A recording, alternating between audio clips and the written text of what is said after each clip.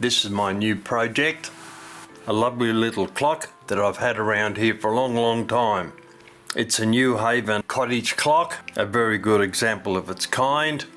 I don't remember where I bought it, how much I paid for it, or anything like that. That's how long it's been here. However, it is an alarm clock, as you can see by that piece there. I'll open the front door and you can see down there, New Haven Clock Company. It strikes on the cup bell, but at the moment, the strike is not moving. I would think that probably what's happened is it was part way through striking when the spring ran down. That's why it's caught there, because normally you can flick a hammer lever and it'll move and hit the bell.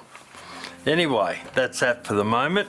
This is the original Pendulum Bob, complete with a few dents over that period of time, but it's original. And there's the original key with it, which is most unusual, because keys tend to be the first part that get lost on a clock and or the Pendulum Bob, and it's the second piece after the key. All right, what do we got in here? Wait a minute. We've got that looks like a suspension spring down there. I'll see if I can get a grip on that. Here we go. That's a pendulum leader. Little bit of a twist in it, but we'll have a look and see how that fits into the situation later on. Okay, first thing we've got to do, of course, is remove the hands. So I'll use a pair of pliers. We have to remove a tapered pin there that I assume is going to be in pretty bad shape, as these things always tend to be. Let's have a quick look at it. Yeah, not too bad, but it'll require a new one, I would think. Take the washer off the top. Actually, there's a washer and a spacer in there by the look of it. Take that off. That's got him. Now the minute hand should in theory slide right up. And there we go. Minute hand. Now the hour hand, which will be a friction fit, will slide straight up into our hand. There it is with a trefoil on it. Alright, so that is removed.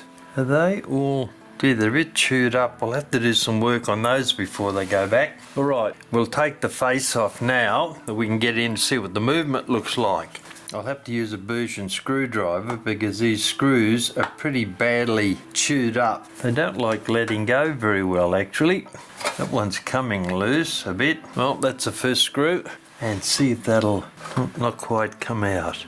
Being very careful not to scratch the face of the clock. Well, that's got the plate lifted. Finally got it off. Took a bit of work. Put that aside. And there's the movement. What a tiny little movement it is. I'll do a little bit of a wind up on the spring.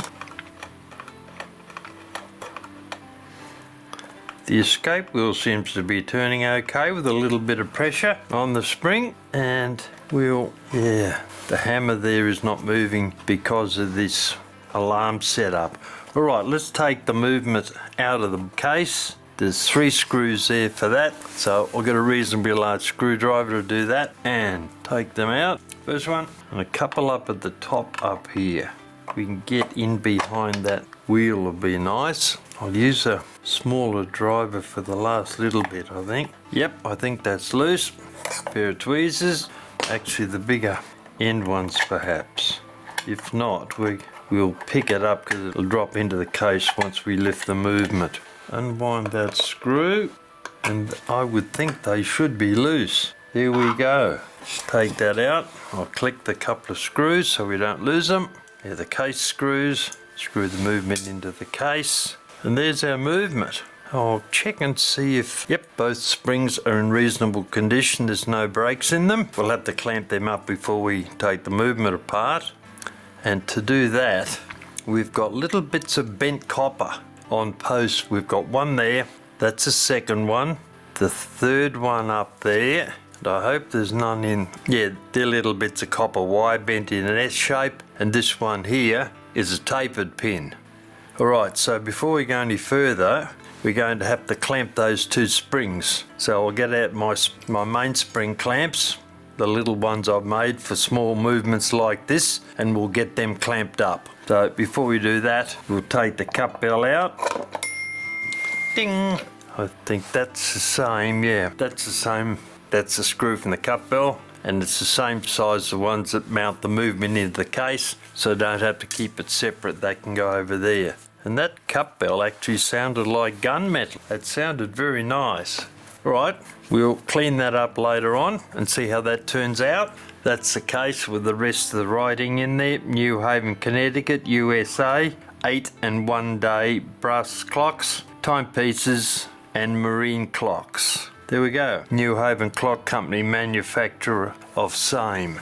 The case is in pretty good nick actually. A few dents and things here, but then it's an antique piece, so about 100 years old I would think, or pretty close, maybe a little bit less than that. Original casework, you can see the thin pine that they've cut keeping the prices down. That's a branch that came out of the tree, and it's got half a dozen nails, little brads there to hold it in place. Alright, so that's the case. Let's take the movement apart now. I've got both the springs contained now. The alarm spring, this little guy here, I've got one of my homemade stainless steel clamps on that to hold it, because the commercial ones don't go anywhere near as small as that. And on the mainspring, this is the smallest commercial size mainspring clamp that you can get, and it just fits. And I did it offline simply because let down tools aren't available in small enough sizes to fit that winding arbor, so I had to use the key, which is not a good idea because it can spin away in your hands and make a real mess of your fingers and thumbs. However, because this was a rather small spring, I managed to hold it, wind it a little bit up, put the screwdriver under the click there, put the screwdriver under the click there, pull it back a little bit, let half a turn down, and then let the key unwind about a quarter of a turn, then let the clip fall back into the ratchet. And then I just kept doing that 6 or 7 times until the clamp is tight on the mainspring, and there it is there. Alright, what we've got to do now is remove these tiny little pieces of copper wire bent in an S shape. Each one of those goes through a hole in one of the pillars to hold it in place. It's obviously a cheaper version than having threaded nuts to hold it on. So what we've got to do now is remove those 3, and one there, one there, one there, and there's also a taper pin there that you can see. So I'll have to use a very fine screwdriver to start to open up those pieces of wire so that we can remove them with a pair of pliers. I'll straighten that up a bit. You can see it's moving there. A pair of tweezers, and we'll get into there. There we go, there's the first one. They'll obviously have to be replaced because copper wire is pretty soft, and having bent it backwards and forwards, it's very malleable and it's quite likely that it's going to break. So I'll bring this one up, square it up, flatten it down. These are coming out rather easily up until we get to there because it's bent in the opposite direction. I'll have to bend that back a little bit. That should solve the problem, we hope. And it has. There's the second one. 1, 2, we've got one there. I'll loosen that up a little bit.